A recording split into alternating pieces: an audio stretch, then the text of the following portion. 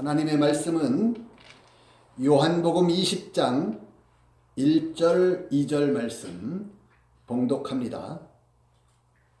안식 후 첫날 이른 아침 아직 어두울 때에 막달라 마리아가 무덤에 와서 돌이 무덤에서 옮겨간 것을 보고 시몬 베드로와 예수의 사랑하시던 그 다른 제자에게 달려가서 말하되 사람이 주를 무덤에서 가져다가 어디 두었는지 우리가 알지 못하겠다 하니.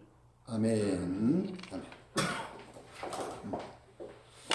오늘 말씀의 제목은 부활신앙의 예비, 부활신앙의 예비라는 제목으로 말씀을 나누겠습니다. 반갑습니다.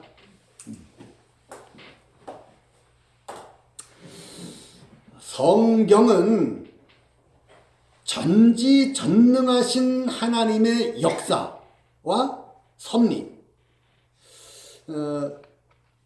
그 섭리로 이루어지는 역사의 기록이에요. 전체가 다요. 그 전지전능하신 하나님의 그럼 목적이 뭘까? 목적은 구원이다라는 거예요. 심판으로 써 있는 것도 구원이고 구원으로 써 있는 것도 구원이다 이거예요. 목적은 구원에 있어요. 오늘 본문에서 예수님은 지금 장사를 지내도 그 장사를 지내는 목적이 장사에 있는 것이 아니라 부활에 있는 거예요. 부활이요. 목적을 잘 알아야 해석이 바르게 되어지는 것이다 라는 것이에요. 요한복음 20장을 가리켜서 부활장이다 이렇게 불러요. 부활장이요. 부활장에서 1절과 2절은 특별히 서론이에요. 아주 중요하죠. 부활장이 어떻게 진행되어져 나갈 것인가 라는 것을 1절, 2절에서 딱 보여주시는 거다. 그런 얘기예요. 그래서 첫 단추를 늘 생각을 하시면 돼요. 와이셔츠를 입어보면 첫 단추가 얼마나 중요한지 잘 알죠. 와이셔츠에서는 그다지 실수를 안 하는데 저는 잠옷을 입을 때 제가 실수를 좀 잘해요. 잠옷을 입을 때 단추를 두 번째 거에다가 딱 끼우는 거예요. 그리고 끝에 가보면 바보가 좀 되겠어요. 첫 단추의 중요성이다. 그런 얘기예요. 그 첫 단추를 막달라 마리아를 등장을 시켜서 첫 단추로 소개를 하는 거예요. 막달라 마리아가 굉장히 중요한 것이죠. 그 막달라 마리아는 예수님이 십자가에 달려서 죽으시는 거, 그거를 현장에서 직접 목도한 사람이에요. 누구 얘기를 들은 게 아니에요. 직접 봤어요. 뿐만 아니라 군병이 예수님의 옆구리를 찔러서 피와 물이 다 쏟아지는 것도 다 봤어요. 직접 봤다 그런 얘기예요. 그리고 아리마대 요셉이 가져다가 장사 지내는 것까지 다 본 거예요. 이 정도 되면 이제 포기할 만도 한데 전혀 포기를 안 하는 거예요.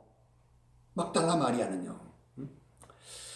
마리아가 지금 찾고 있는 것은 오늘 본문을 보면 주님을 찾고 있는 거예요. 주님의 시체를 찾는 것이 아니라 주님을 찾고 있다 그런 얘기예요. 이게 좀 놀랍게 보일 수가 있어야 돼요. 여러분에게요. 오늘 이 막달라 마리아와 제자들을 이렇게 좀 대비를 하고 있는 것이에요. 그러면 제자들은 어떠냐? 제자들은 이미 다 포기해버린 거예요. 십자가 달려서 죽는 것을 보고 포기를 하고, 후에 막달라 마리아 얘기를 듣고 또 무덤에 가서 보고 빈 무덤인 것을 보고 또 포기하고, 부활하신 예수님이 직접 나타나셔서 직접 보여주시고 만지게 해주시는데도 또 포기하고. 참. 그런데 막달라 마리아는 부동불변이에요. 이건요. 포기를 안 하는 거예요. 대단한 여자죠. 여전히 찾고 있는 것은 시체를 찾고 있는 것이 아니라 신인 메시아를 찾고 있더라, 그런 얘기예요. 주님을 찾는다, 그런 얘기예요. 그래서 메시아 대망신앙, 이게 가장 강력하게 가지고 있는 사람이 바로 막달라 마리아다, 그런 얘기예요. 이 메시아에 대한 성경적인 예언은 어떤 거냐면 불사조예요. 불사조. 안 죽는다, 그런 얘기예요. 영원하다.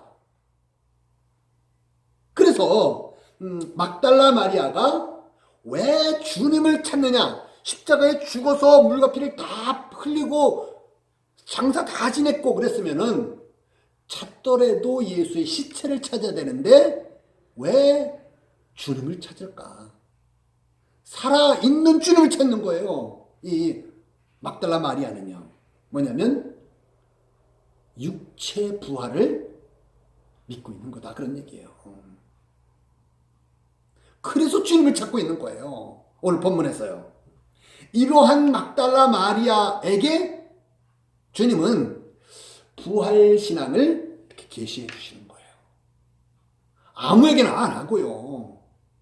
제자들 특별히 많은데 그 중에서 예수님이 특별히 사랑하시던 제자도 있고 베드로도 있고 수제자도 있고, 그런데 누구에게 이 부활 신학을 계시해 주시느냐 하면 막달라 마리아에게 해주시는 거예요. 놀라운 일이죠, 이건요. 주님이 여러 제자들 있지만 막달라 마리아를 그렇게 딱 보고 계시해 주는 것처럼 여러분을 좀 그렇게 봐주셨으면 얼마나 좋을까. 그러려면 여러분 신앙이 좀 달라야 되는 것이죠. 그렇게 봐주실 수 있도록요. 제일 먼저 부활신학을 딱 계시를 해주시는데 무얼로 하느냐면 빈 무덤으로 딱 보여주시는 거예요. 여러분은 이 빈 무덤을 보시고 어떤 생각을 하셨습니까? 무덤이 비어있는 것을요. 뭐냐면 신인 메시아는 이중체다, 이게 이중체.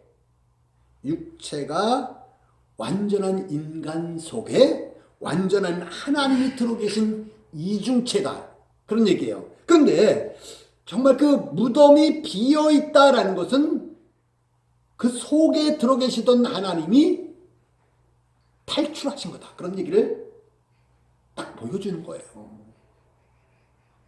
이게 연결이 딱 되어질 수가 있어야 돼요, 여러분이. 빈 무덤, 신인 메시아가 죽으시고 영혼이 빠져나가신, 탈출하신 그것을 빈 무덤으로 먼저 계시를 해주시는 거예요. 19장 30절을 한번 보세요. 30절을 보시면 예수께서 신 포도주를 받으신 후 가라사대 다 이루었다 하시고 머리를 숙이시고 영혼이 돌아가시니라. 머리를 숙였다라는 게 죽었다라는 얘기고, 속에 계시던 영이 돌아가셨다, 빠져나오셨다. 에크 푸뉴마라는 것이에요, 이게. 그래서 그 사건, 30절의 사건을 눈에 딱 보이도록 딱 계시해 주신 게 빈 무덤이다, 그런 얘기예요. 이해가 되시죠? 무슨 말인지. 그래서 예수의 시체를 장사를 지낸 다음에 그 다음에 돌문이 열려진 거예요. 돌문이요. 돌문이 열려져 있고 그 안은 비어 있고 빈 무덤을 얘기를 하는 것이고요. 그리고 그 사건을 공관복음에서는 뭐라고 얘기하느냐? 마태복음, 마가복음, 누가복음에서는 휘장이 성소의 휘장이 위에서부터 아래까지 찢어진 것으로 표현하는 거예요. 돌문이 열려진 것을 그렇게 표현하더라. 그런 얘기예요. 그래서 휘장이 찢어져서 지성소 안에 들어 계시던 하나님이 밖으로 탈출해 나오시는 거. 그걸 딱 얘기해 주시는 것이죠. 요한복음 2장 21절을 보면 주님은 성전된 자기 육체, 이 성전을 헐어라. 내가 사흘 만에 다시 일으키겠다라고 하셨을 때 그 성전을 성전된 자기 육체를 가리켜서 말씀하신 것이다. 그렇게 말씀을 합니다. 그 성전된 그 육체가 무너질 때, 죽었을 때, 그때 그 속에 들어 계시던 하나님 예수, 속사람 호 예수가 빠져나오시는 것이요. 그걸 부활이다 라는 것을 누구에게 말씀해 주시는 거냐 하면은 막달라 마리아에게 해 주시더라. 그런 얘기예요. 부활은 그래서 세 가지로 여러분이 좀 이렇게 정립을 딱 해가지고 계셔야 돼요. 그 첫 번째가 뭐냐면은 이중체 신인 메시아의 속사람이신 하나님 예수가 탈출하신 것이 첫 번째예요.